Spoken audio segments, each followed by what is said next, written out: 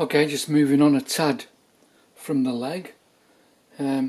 We've now cleaned up a few bits and pieces of the powerhead and other related parts. So all those bolts that were seized and we struggled to get out,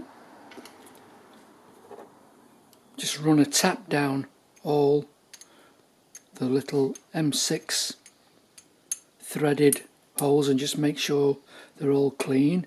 So an M6 tap's nice if you can get your hands on one, but also if you remember when we come to take the final bolt out the cylinder head, it was actually frozen. You can see there all the white into the head itself. So not only do the threads need to be cleaned, but also these have a 6mm clearance, and I've had the drill somewhere. Sorry, a 6.5mm clearance. So you just have to make sure that a 6.5mm drill will go through. And then the last bit for your bolts, if you've got one, this is an M6 stock and die. You just run a bit of lubrication on there, obviously first.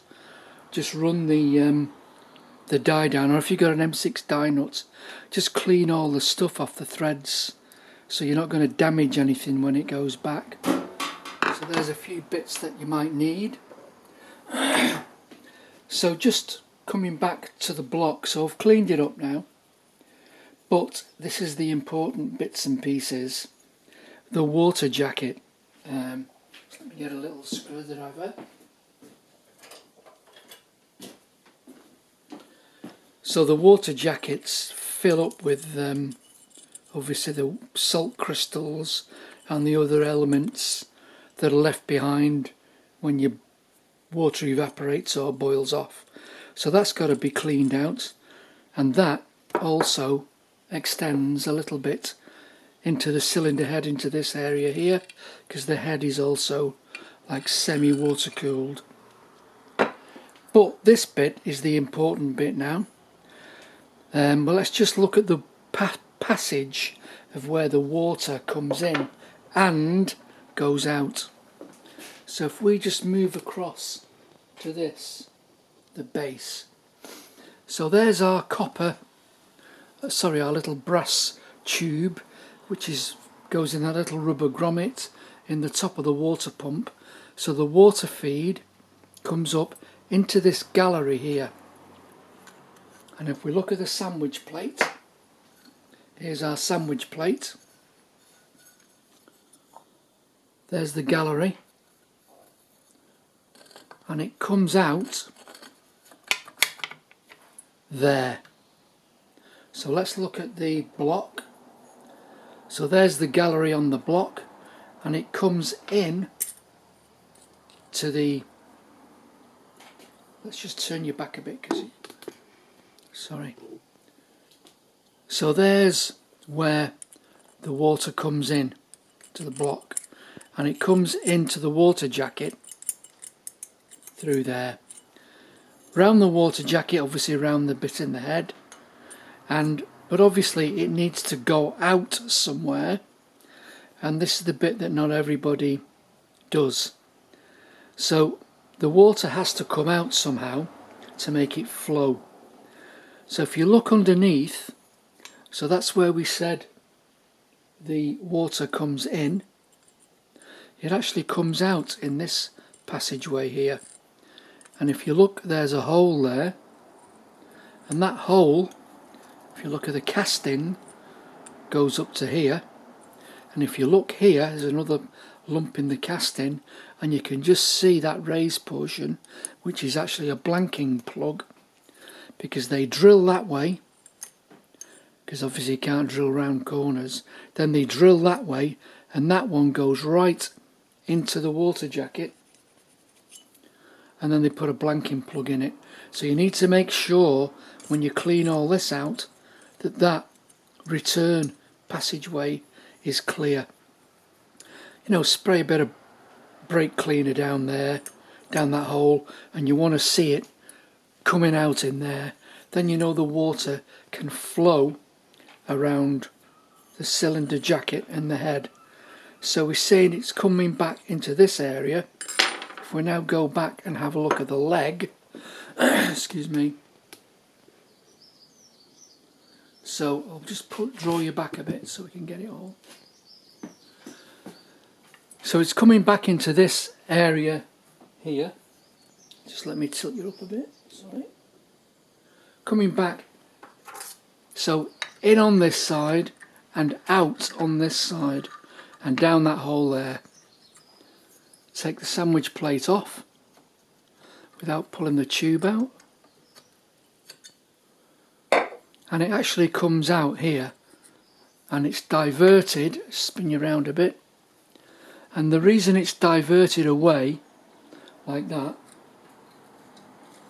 is because the engine exhaust comes into here, and that also goes down the leg, and you don't want any water splashing back and obviously going in through the exhaust port because it's straight into the cylinder on a two-stroke. So the exhaust gases and the water end up going down on the outside of this tube that we made, and the tube's there to stop the salt water getting onto the drive shaft and rusting it away, which is what happened in our case.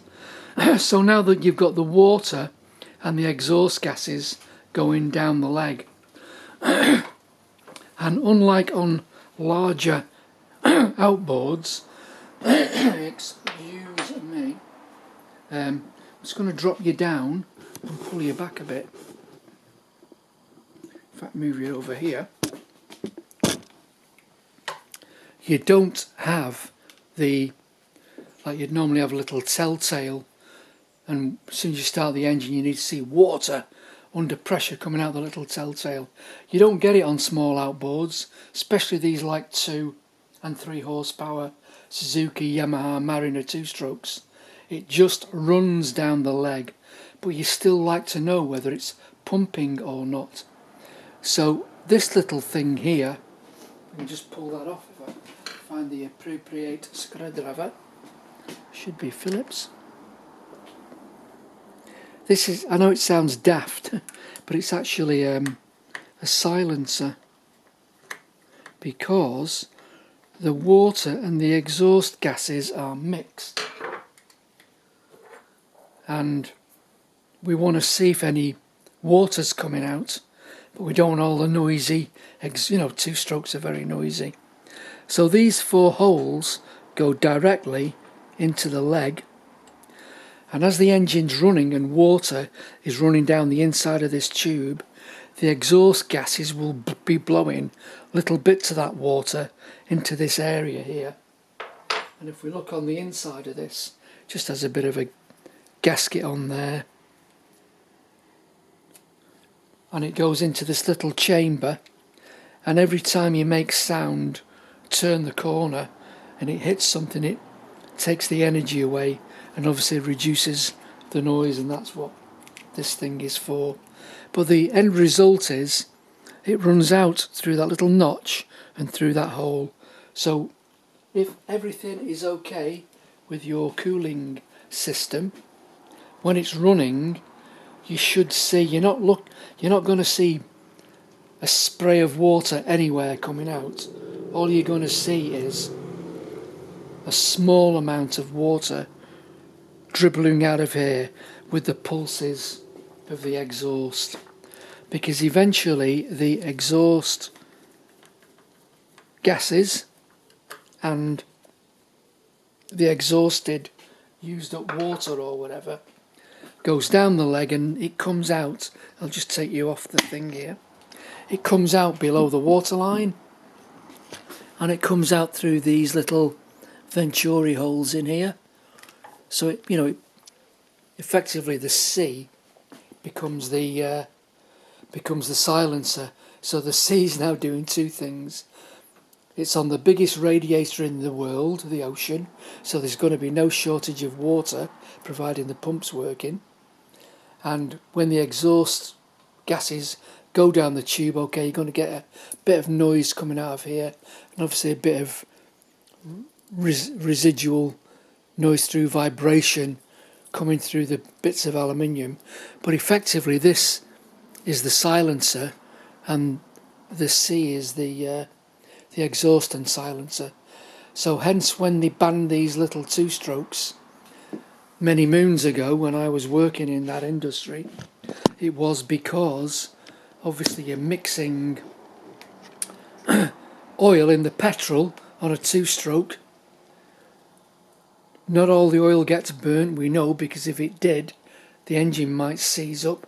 So there's going to be residual oil with the exhaust gas vapours coming out. And what you're doing, you're putting the oil on the surface of the water, because if oil is lighter than water, and if you had hundreds of these on a little pond working, after a few days you just have a nice sheen of oil slick on the surface, which would stop the oxygen from getting through, and the exchange of, bad exchange for oxygen or whatever, and the pond would become stagnant. Hence the banning of two-stroke outboards, and now they're all four strokes. But these are little gems, and they're still worth resurrecting because they're so light, and they're lovely little things. Anyway, we're going to move on now, because I've got one bearing and one bearing only for the crankshaft, so we're going to fit that, and hopefully we're going to not do any damage when we're fitting it. So back in a second. Okay, we're up to fitting the only bearing I've got at the moment. So this was the seized, or one of the damaged bottom bearings, which we identified and got an alternative part number for. And that is the new bearing, obviously exactly right size wise. So I've got the soft jaws in the vise, and it's the drive shaft end that we're doing. So I'm just going to drop this in with the piston out the way, and I'm just going to lightly grip the other shaft, the other end of the shaft. Now the bit that's interesting is, so just let me show you this. We've got a drift, whether you press it or drift it, doesn't matter. We've got a shaft in a U shape, because obviously the big end's there. So if I apply any forces on here, it's going to try and bend these two flywheels, or these two weighted ends of the crankshaft together. So you need to stop that happening, and that distance is exactly 8mm. So you need to find a bit of metal 8mm thick, or a couple of nuts or something, but file, make and knock something in there so that you're stopping these from being pushed together. And this is out my puller box. I made this puller plate for something, but it's just a bit of 8mm plate, and that just so happens to fit in there exactly. So there's my preventer that's going to stop these two halves, crankshaft halves, being bent or damaged. But also, and if we're going to fit this bearing, if you've got a press, ideal. Still going to have to put that bit of material there to stop the crankshaft being folded in. But you need something that can press or push that bearing, and it isn't that. Is it the other end? Yeah. So you need something that will go over there, bit of tubing, socket or something, I don't know.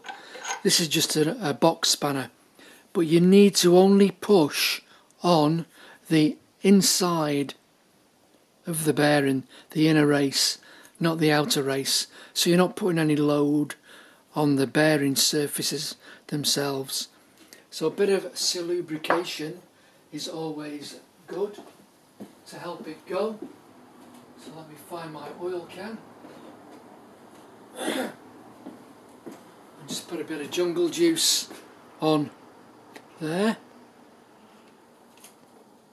You'll need a bit just to help it slide down. I'll put a little bit on the inner race because I can.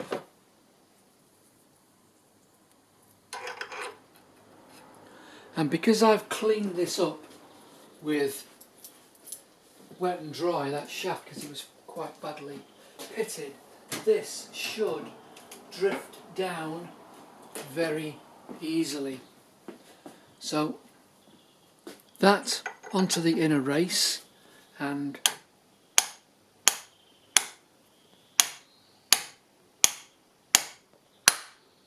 you heard the tone change, so you know it's sat down all the way, and you're on.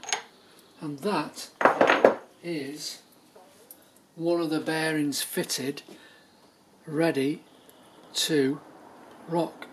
Let's put a bit of oil on things here now because we can. And there's our important bit of 8mm. And we've got the crankshaft half built. So I'm still now waiting for the other bearing and the gaskets, and when they turn up we'll continue in another video. So I'm going to put this one up now so it's all in bits, so it's easy for me to edit. Well, I don't edit, I just post it. So there's where we're at. So on the next one we will be fitting the other bearing, the seals, and we're going to build the power head. So we'll see you on the next video. Take it easy, folks.